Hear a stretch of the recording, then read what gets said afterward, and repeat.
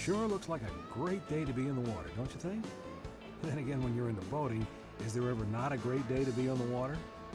For the next few minutes, I want to talk about something that's important if you want beautiful waterways like this one to go boating on forever. You've heard about it. You've read about it. And today, you're going to see how easy it is to do something about it. Aquatic nuisance species. Invasive plants and animals introduced into marine and fresh waters where they're not native and they don't belong. Come on, let's head down to the boat access and see what we can find. Quite the contrary, my friend. Coming home with an empty stringer of fish does not constitute a lousy day of fishing. No siree, Bob. Yeah, it's a little-known fact that catching too many fish can have an adverse reaction in males of European descent. Yeah, which, could lead to carpal tunnel syndrome. Excuse me, sir? Oh, hey. How you doing? Yeah, just teaching my friend here a little bit about angling, but looks like he jinxed me. It's funny, how most people call it fishing, but it's really angling. That cracks me up. People. Sir, I'd like to talk to you about aquatic nuisance species. Zebra mussels, Eurasian water milfoil, hydrilla, and other invaders. Believe it or not, I know all about that. You do? Oh, sure. By the way, do you know how the Eurasian water milfoil got its name? No, I guess I don't. This noxious weed became quite a nuisance in 17th century Europe because it invaded mill ponds. It was here that mammoth clumps of the weed would break off and plug up the mills, thus foiling their operations. Hence the name, milfoil. Now, as you were saying. Yes. Aquatic nuisance or exotic species. Anytime they're introduced into new places, they can grow quickly, crowd out native species, and harm fishing and recreation. And once they start, they're almost impossible to get rid of. In fact, if you're not careful, they could even end up here. Whoa, in this lake? In this lake. And do you know how they could end up in this lake? Well, It usually starts with boaters who don't know all the facts about how to stop them from spreading. I hear you there, which is why I'm one of the more knowledgeable boaters you'll find this side of the Nile, which I think happens to be 4,180 miles long. So tell me, what sort of things do you look for as you trailer your boat before leaving the access? Yeah, I've got a keen eye for this sort of thing. It's because I eat a lot of carrots, So if I see any of that stuff on my boat, take them off, get rid of them. You betcha. Let's have a look, shall we? Before we check your boat, any idea of what these exotics look like? There's hundreds of different ones, Well, I'll have you know you're talking to a closet biology fanatic. Why did I know that? Well, first you got your zebra mussels. See, they're about the size of my fingernail and are native to the freshwater regions of the Caspian Sea in Asia. While here in North America, they were first discovered in Lake St. Clair near Detroit. Probably came over on commercial vessels from overseas. These little guys clog water systems of power plants and water treatment facilities, cause problems for fish and wildlife, and stink up those beaches, costing everybody a lot of money. Then you got your Eurasian water milfoil, a plant with 12 to 21 pairs of leaflets that form dense mats that crowd out native water plants and clog waterways. And they spread from lake to lake by clinging to boats, trailers, and the like. And last but certainly not least, you got your hydrilla, which looks like your basic aquarium plant with spear-shaped leaves that have saw-toothed edges. You see, hydrilla removes oxygen from the water and causes fish to die, not to mention making shallow waters impassable.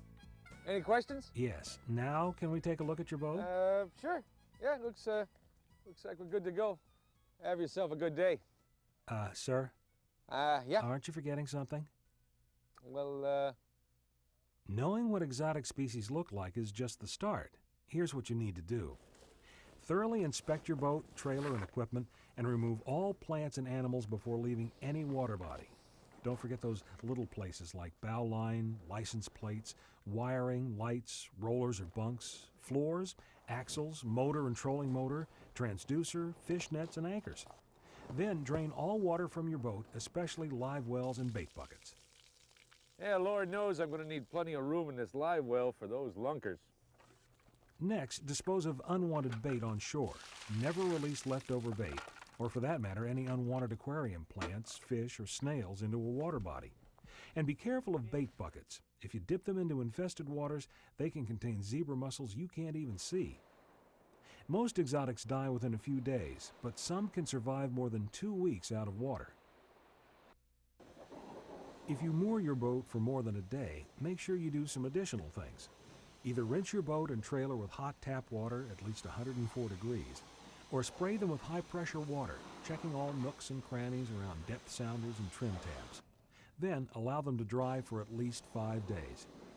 Oh, that was easy as pie. It is easy, and it's important as someone who uses our waterways to help take care of our waterways.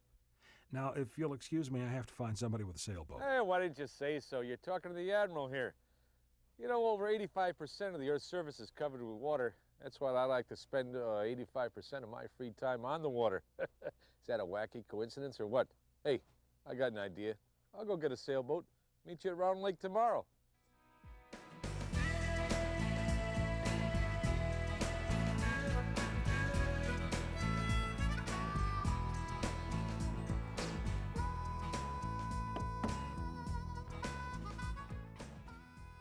This is your basic 14-foot sailboat, so as not to confuse you novices. Okay, so how is checking a sailboat different than checking, say, a fishing boat? Ah, very good question. You know, it's a little known fact that the sailboat has been around ever since the Aztecs invented the bedsheet. In fact, I believe the word Aztec translates in English to Wamsutta. You don't say. But can we get back to business? The same basic checkpoints apply for a sailboat. Remove all plants and animals from your boat and trailer before leaving any water body. Here, don't forget to check the centerboard where it retracts into the hull, plus the rudder and transom. Drain all water before you leave a water body. And wash and dry your boat and equipment the same way you would a fishing boat. Got that? Oh, hey, you don't have to tell me twice. You know, the human mind is a veritable sponge, and yours truly happens to have one labeled extra absorbent. So tell me, Admiral, mind if I call you Admiral? Hey, I'd be honored. Okay, Admiral. I have one more thing to cover. Any chance you might have a personal watercraft? Does the sun rise in the east? Look, if it goes underwater, I can get one. Now, don't you go away. I'll be back faster than you can say zebra mussel.